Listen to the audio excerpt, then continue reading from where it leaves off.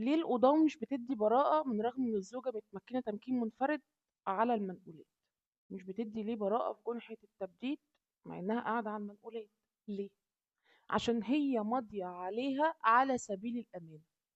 هل هي قالت دي منقولاتي؟ لا. هل هي قدمت صورة القايمة لما مضت على محضر الجرد وقالت إن هي اتمكنت على المنقولات اللي موجودة في القايمة الموقعة منك بتاريخ كذا؟ لا.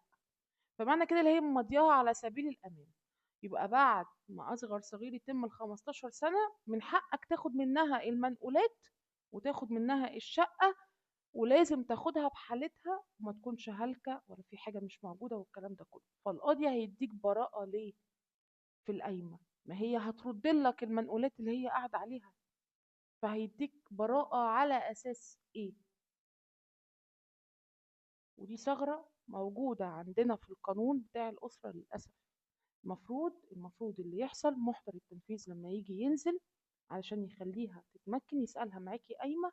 اه معايا، طلعيها. يروح جارد اللي موجود في القايمة وجارد اللي موجود في الشقة ويكتب ان هي اتمكنت على منقولاتها. ليش؟ لما تيجي تعمل لك تبديد المنقولات انت تاخد براءة.